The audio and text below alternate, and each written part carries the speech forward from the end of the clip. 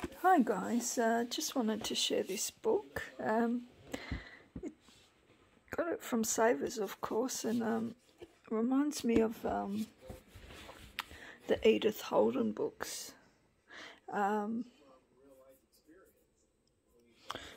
show you what I mean.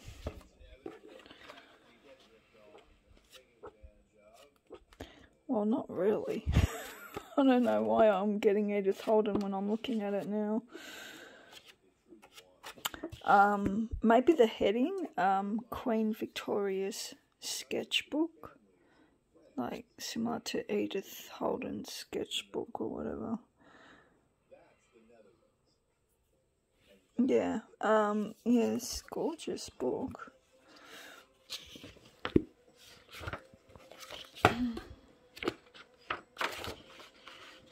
I didn't even realise Queen Victoria had a sketchbook. The Queen's mum sketchbook, I'm guessing. Queen Victoria. Queen Victoria Sketches, copyright Her Majesty Queen Elizabeth II, 1979.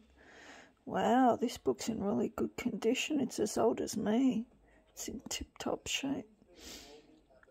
The publishers thank Her Majesty the Queen for her gracious permission to reproduce the portrait of Princess Victoria by Richard Westall, R.A., on page 22, blah, blah, blah.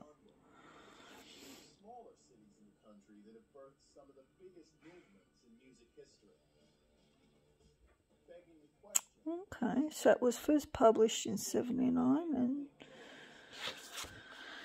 and Kensington Palace, Evenies.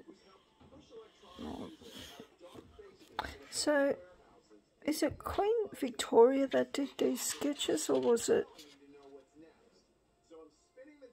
people that she paid? I don't understand. In 1845, the danseuses Viennoses danced before the Queen in her own theatre.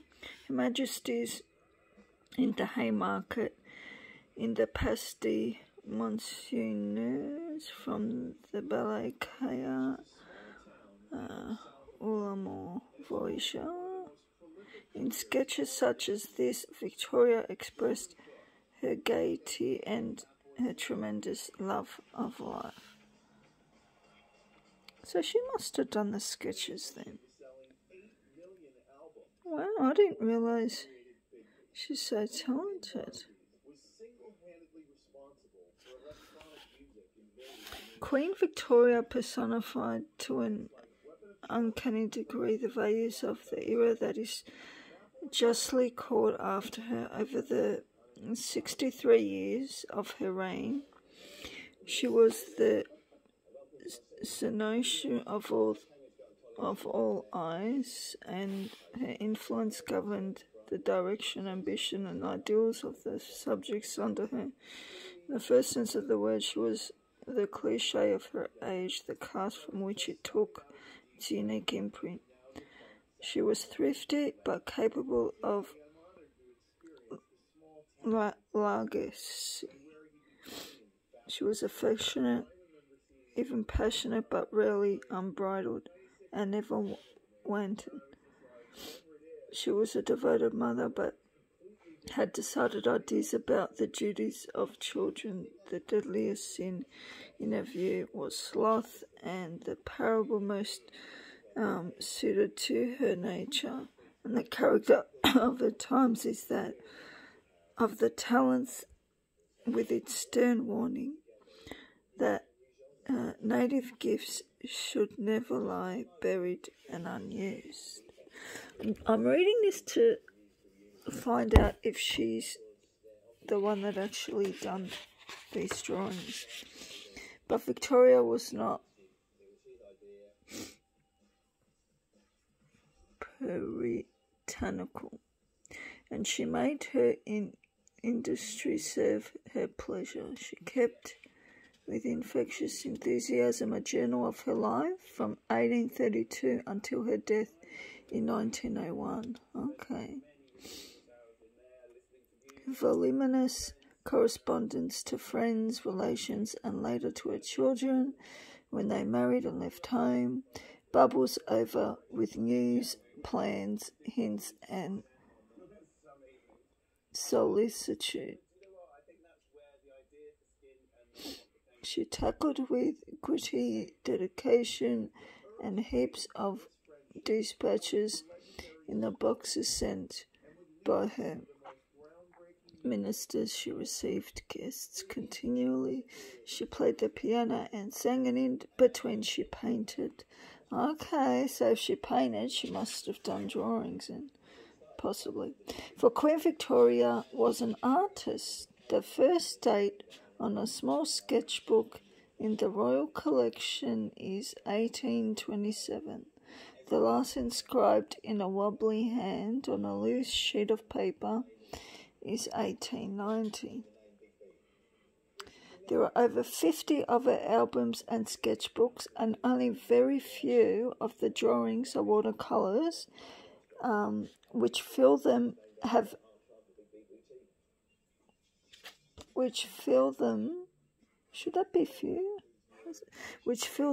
been reproduced before. She has been, until now, an unknown example of a marvellous and extinct breed, the Victorian amateur watercolourist. Oh, wow. Victoria drew and painted to chronicle her daily life. She was an amateur, not in the later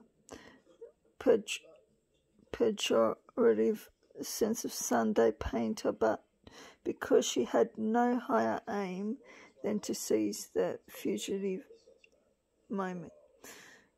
She very seldom created a picture from imagination, and the contemporary pre-Raphaelite movement never touched her. She certainly had a gift, particularly for a quick, lively likeness of one of her children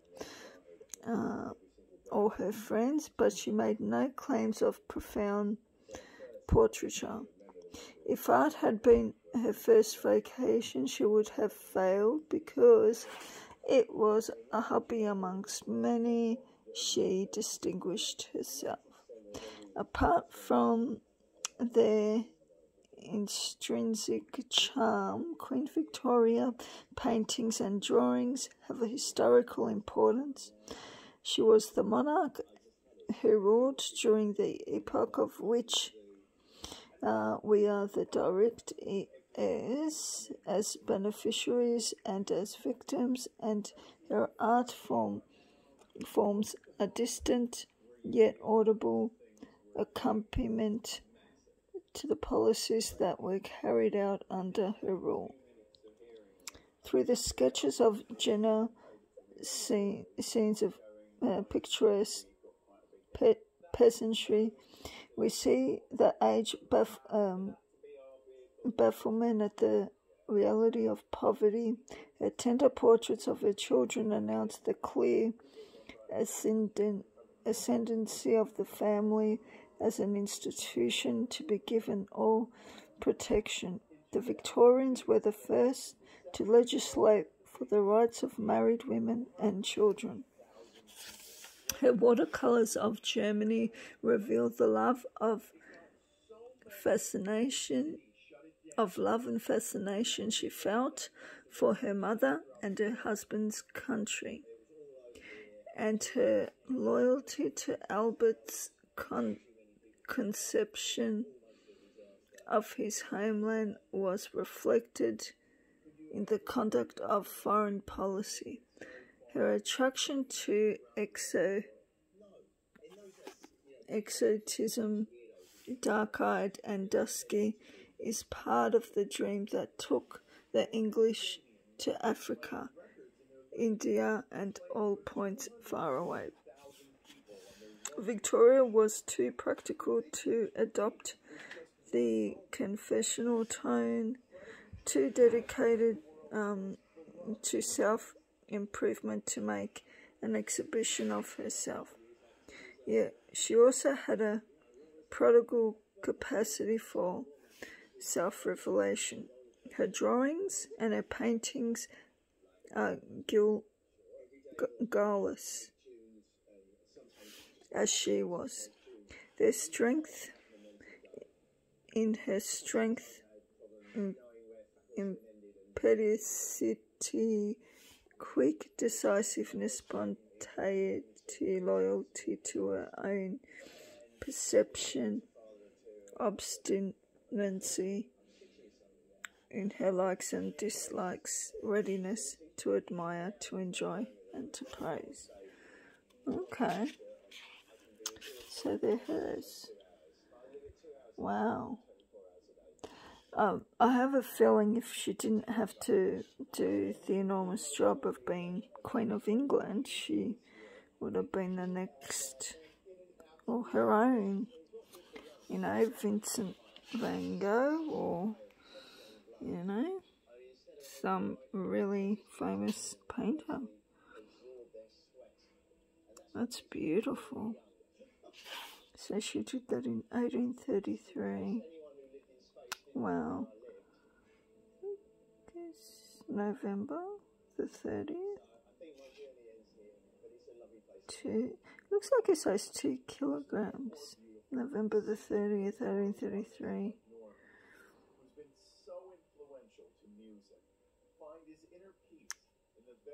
Not sure what that's. 2 kg. My girl.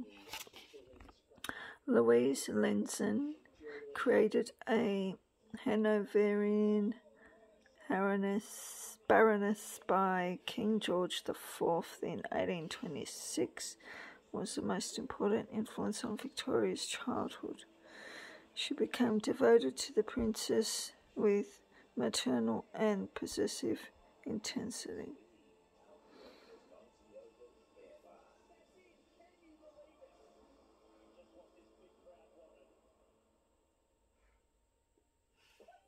Oh, so that was a lesson. So that's Louise' lesson.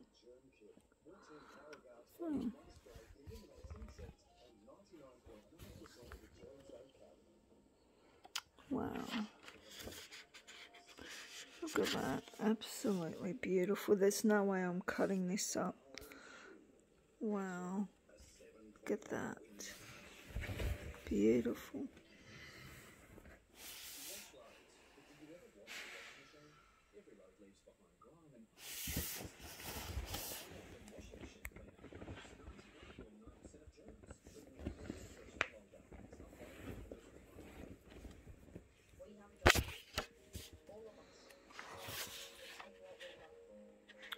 It's 1833. I wonder if anyone's ever heard of these books. Lenzen encouraged Victoria to make genealogical tables of the English sovereigns. It was when the young princess saw her own name added to the bottom of the tree that she realized how close she was to the throne.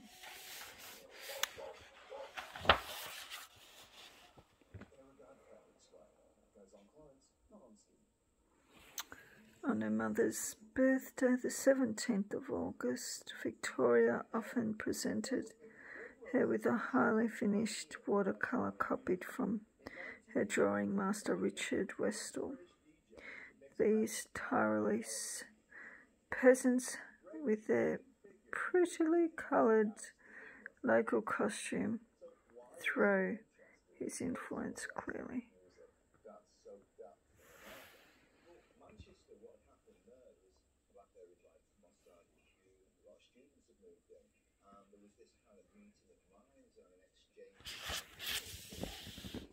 Oh wow. Careful study of the horse Shrewsbury was also copied from Westall as a present for Mama. Beautiful.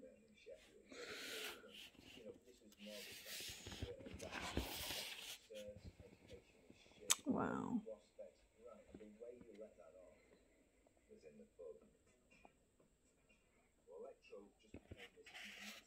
Mistul, Hagar, and Ishmael in the Desert was exhibited at the Royal Academy in 1834. Victoria made several versions of it to be sold in or charity at such functions at the Fancy Fair in and of fund for the relief of distressed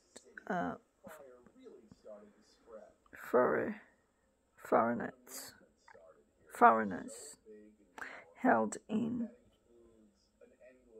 Hanover Square.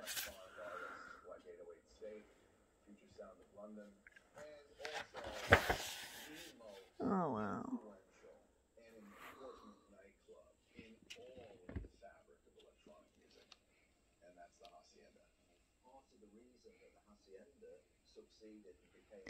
Richard Westall was strongly influenced by the great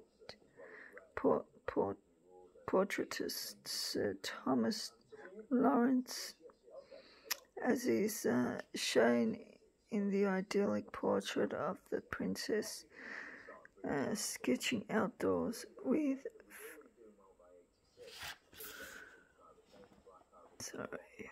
something, her favourite dog, at her feet.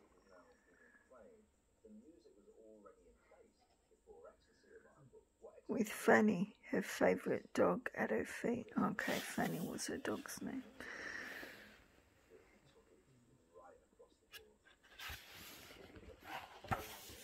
Oh wow, look at that. That's exquisite.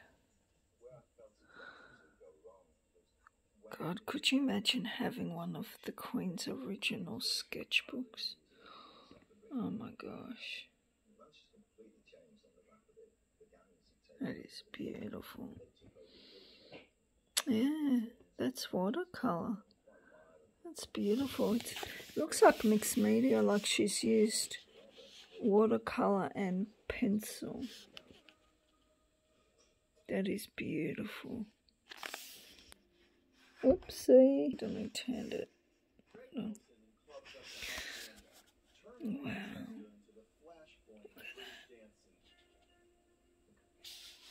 Beautiful.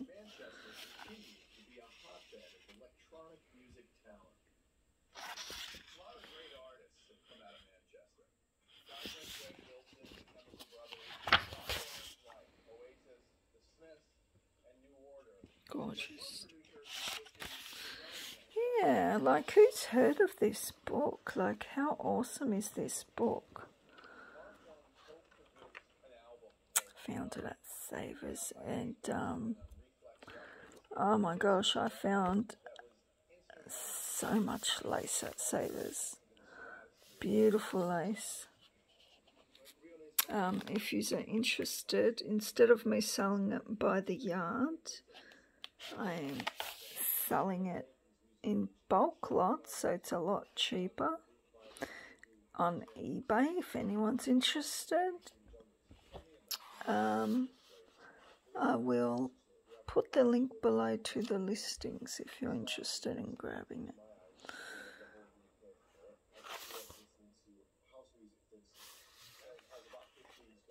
Beautiful.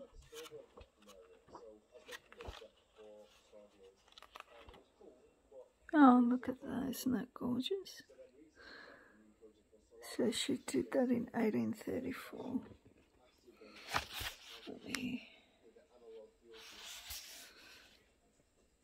Oh, wow.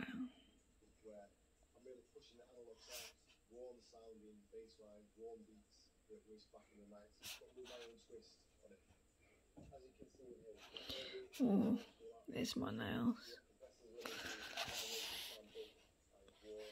Gorgeous. I'm so happy with these nails. These are called Magic Opal nails or Galaxy nails, because that does look like you're in outer space, doesn't it? Beautiful. I'll show you the other here.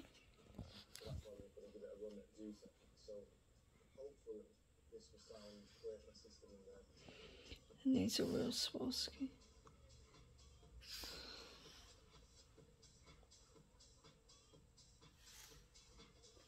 Oh no! Just noticed it snapped off. Oh, it's turned into a coffin nail. Oh no. Damn.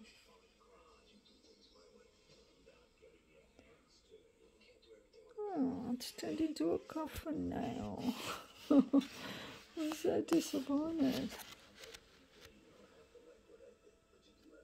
Oh no.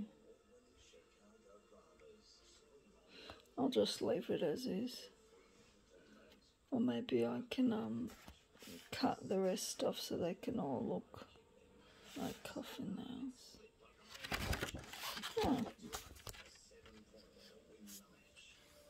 It's okay, because I noticed some people have an accent nail. So that can be my accent nail, having a coffin-shaped nail. Wow. Okay. Enough boring you with my nails. Wow. That's gorgeous.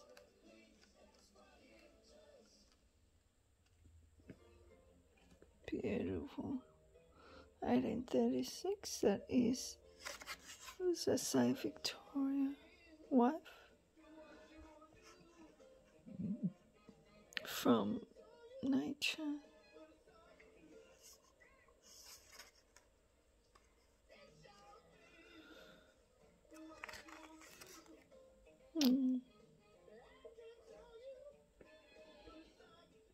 Sister Victoria.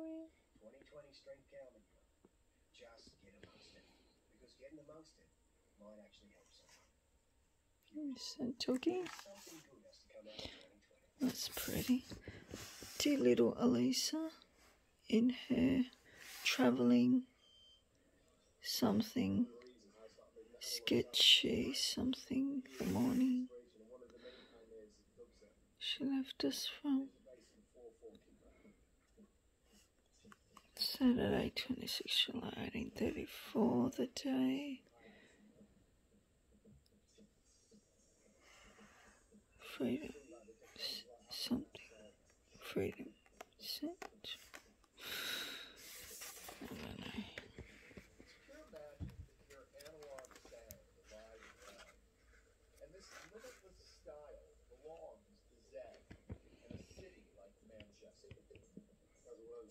One of Victoria's earliest drawings from her first sketchbook before Richard Westall's tuition had began to tell.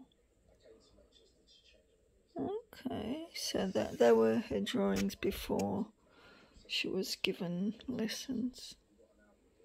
That's not bad.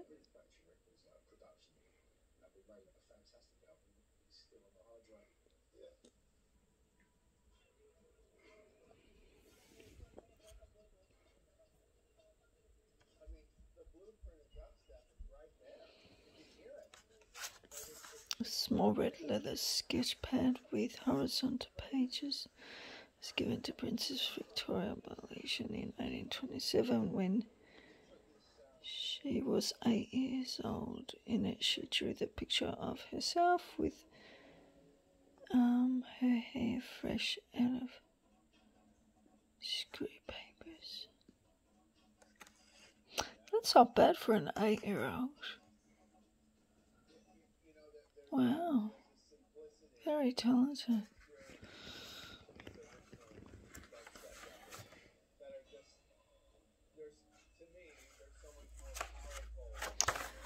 Yes, so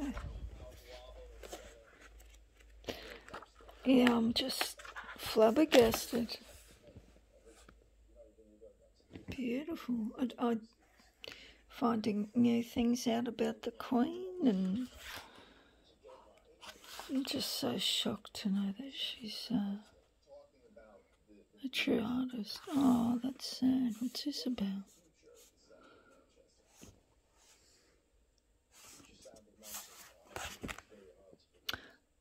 What does not glory in the death of a fine stag? Wrote Lingia. The stag, a bay, symbolised for the Victorians the nobility of nature and man's primacy in the created world.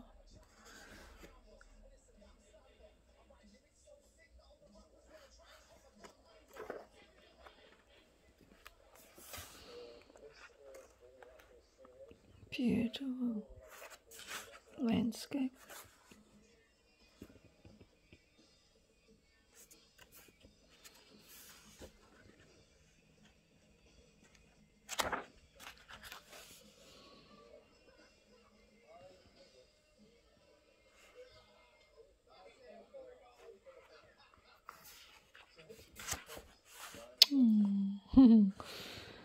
I can't believe they used to have children dress so uncomfortably. Isn't that beautiful? But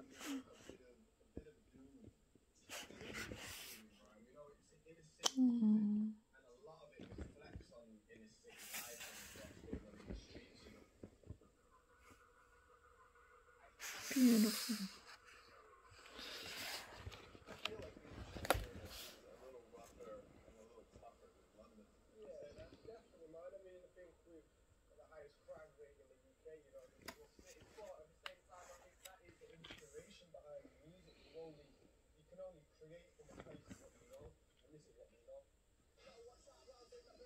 Oh, it looks like a greyhound.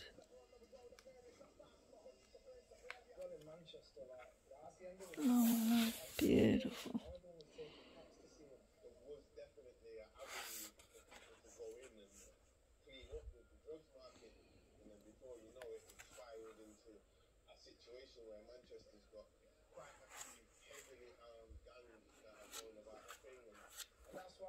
Yeah, so if you're interested in looking this book up on eBay or Amazon, it is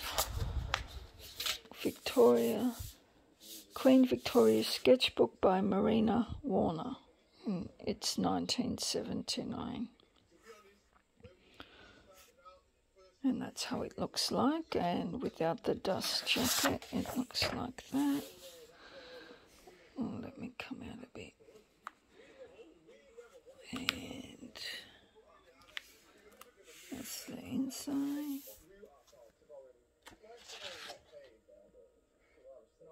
Yep, beautiful.